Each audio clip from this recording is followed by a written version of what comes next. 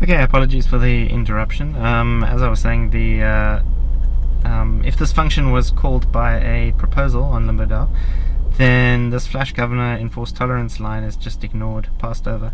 So proposals have absolute power to make changes as large as they want because they have to go through the deliberative process of voting, whereas flash governance has to be guarded against flash attacks. Okay, the next library, the final library, is the migration library, which handles all of the top-level migration logic, and it's quite a beast, so I'll just take you through it quickly. The Morgoth power needs to be parameterized. In other words, it needs to be told which token we're migrating, and whether this token is burnable. So, on Behodler AMM, tokens that are listed as burnable are, on every trade, 0.5% of the input amount is burnt. So unlike other AMMs which set aside a fee like 0.3% for liquidity growth, Behodler doesn't need to do that because the dynamics of scarcity attract liquidity too. So we kind of get a free wiggle room in which to institute a fee and to do something with that fee. So for a burnable token like Maker or I, a small portion is burnt on every trade, which is why when you look at the total supply of I, the governance token, it's 9 point something million rather than the initial 10 million, because slowly but surely there's attrition to trade on Behodler. If it's not burnable, then it becomes listed as having an accompanying pyro token. So the pyro token is a kind of burnable wrapper that we slap onto all of our non-burnable tokens, so that we can get all of the burn incentives without having to worry about whether the token's burnable. And it's actually nicer than the traditional burn incentive. So if we just sent a portion of the token to a null address, that's fine. That would reduce the supply, eventually would have an impact on the price. But with the pyro token, when we burn a pyro token, the price instantly rises relative to its base token. So there are a number of reasons why it's actually more desirable to have your token wrapped up in a pyro token. And it does cross my mind occasionally whether we should shift I from being burnt on Behodler to having its own pyro token. I'm sure there are very strong views in the community, which I don't want to start that debate now, we've got enough on our plate. So that's the burnable parameter. Then what do we have next? Okay, so we need to know exactly how much of the token has been staked on Limbo, and the safest way to do that is to call the ERC20 balance of function. We then transfer the entire token balance on Limbo, the staked balance, to the Morgoth power, and then we ask Angband to execute that Morgoth power. Angband will then rifle through the permission system of power delegation and will either decide whether Limbo has the rights or doesn't to execute the migration, and then the migration happens. So now under the hood, within that execute power function, what we'll be getting is the tokens will be sent to Behodler. They'll be listed as tradable on Behodler. They will be added to Behodler. Scarcity will be generated, and then scarcity will be sent back to Limbo. So the next line of code says, how much scarcity did I get? And it basically just says how much scarcity is there on Limbo right now. So how much scarcity did I get from there? So just a note to auditors rifling through this code. It should be obvious from line 219 that we can't have scarcity listed as a perpetual pool on Limbo, at least in its naked form, because then it would mess with these migration calculations. And there's no way around that. So we can't in this migration loop try and calculate how much scarcity has been staked in perpetual pools, because we can create an infinite amount of perpetual scarcity iteration pools. So the best way around this is via the token proxy registry, where we can essentially just wrap scarcity in a proxy token and stake that. From the user perspective, they won't notice anything beyond a little bit of extra gas paid, but when they stake this, if we list scarcity as a stakeable token, perpetual token on Limbo, under the hood it will be wrapped up in like a wrapped scarcity, and then that wrapped scarcity will be staked in Limbo, and then that will just sort of allow us to keep a separation of concerns from scarcity generated from crossover that is sent to Limbo versus staked scarcity. So if you're listening to this as someone as a big scarcity holder, don't panic. We're not ruling out listing scarcity on Limbo, and we have the mechanics in place to do what I just said. I personally would prefer scarcity to arrive as an LP token paired with something else because of the burn on transfer economics, but I can understand that if you're a large scarcity holder you would feel otherwise. So anyway, it's not up to me. This is a community decision, but nonetheless, when you're looking for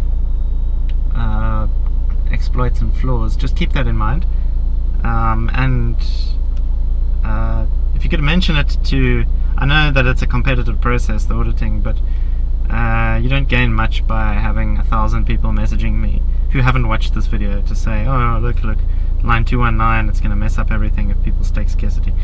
Okay, next one, adjusted rectangle of fairness. It used to be a triangle, and then I realized that it was a rectangle. Maybe in future Limbo it'll be a pentagon, but adjusted rectangle of fairness is the rectangle of fairness adjusted by that inflation factor I mentioned earlier. So 25 scarcity, that's about as much scarcity as you need to redeem an entire bonding curve on Behodler. To take all of the liquidity for a particular token, you require 25 scarcity. Which means that, and by the way, if that doesn't sound like a lot, because you look at the current market price of scarcity and think, oh, like that's 25 times 200 or 25 times 300, that's nothing. I can do that with a flash loan, blah blah blah. You must remember that the price of scarcity reflects the value of liquidity. You're going to get a massive slippage, a massive price impact. It's never going to be worth your while to to redeem 25 scarcity of a particular token. Nonetheless, 25 scarcity is essentially a full bonding curve. So when we list a new token on Behodler, we generate more than 25 because of the mechanics of Behodler, and we need to burn that surplus so that we don't dilute the value of scarcity. And the remaining portion is called the rectangle of fairness, and the adjusted rectangle is basically a community decision on whether that rectangle is too small or not. I've just added a special case for when listing a token on Behodler doesn't generate as much as the rectangle of fairness. So if you're doing like a repumping of a token, like you've got a token listed already and you just want to give it a boost for some reason and you want to use Limbo, you probably won't generate more than 25 scarcity from the new batch of token added. So you would want to use this line of code, which basically just adjusts the rectangle to be scarcity minted divided by 2. The divided by 2 factor was arbitrary, but necessary. So now we have, I mentioned that when you list a token on Behodler and you add a bunch of liquidity for the first time, you get a whole bunch of scarcity back, of which you only want to keep about 25. So we calculate our excess scarcity, and then scarcity is a burnable token, so we then invoke the burn of that scarcity. If you're confused why it says Behodler-like instead of scarcity-like, Behodler and scarcity are the same contract, but depending on the context do different things. So it's kind of like the LP token on Uniswap.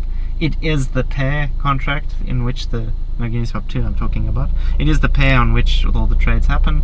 It's also the token.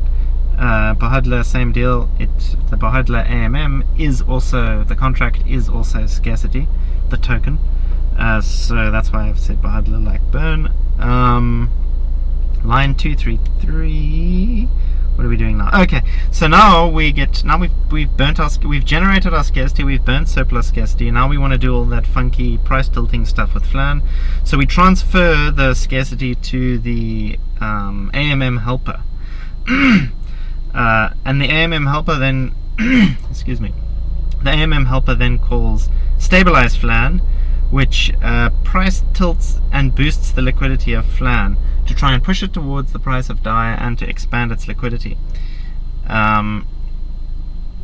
We then get a bunch of LP tokens minted, but those LP tokens are just left to rot in the void. No one will ever own them. And that's intentional because we want to create a permanent lockup of liquidity. I know some of you reading this might be like, oh, DeFi 2.0, protocol owned liquidity and all that, but that's more of a facade than anything. As long as you have the lockup and burn incentives, and you have control over that, your protocol does own the liquidity, just indirectly. So we own the value of our liquidity through the price of flan and scarcity and what we can do with flan. We don't actually have to control those LP tokens. And if we were to take those LP tokens and do something with them, it would undermine the value of flan, and so we would just be taking from Peter to give to Paul. So yes, Behodler and Limbo naturally are protocol-owned liquidity protocols, but they were designed before that term existed, so we don't express those words. And then, okay, so then line 237, we are minting the reward for the person who called this function, because the poor soul will have paid a lot of gas to have done it. And then the community just needs to figure out what a healthy reward is to be paid. And then finally we take the soul that we've just crossed over, that we've just migrated, and we set it to crossed over. So now that soul is finished, and we're done with that soul. Just in case that looks weird to a programmer, setting what looks like a local variable and expecting it to persist. Let me just scroll up. The sol parameter, it's a storage parameter, so in Solidity that means that whatever you do to it, those changes will persist to the blockchain. So that's why we don't have to, there's no like committing or saving feature. Obviously, not trying to patronize you if you're an old hat at Solidity, but it's worth keeping subtle things like that in mind when dealing with Solidity. Okay, so now we've dealt with the libraries, we haven't even got into Limbo yet. Not all contracts will take this long to get through. Limbo is the beast contract of this entire Dapp, and everything else just works around it. So you'll notice that I've conformed to the NatSpec form of commenting, and that should be helpful enough to explain most things. So let me go through this a bit more quickly.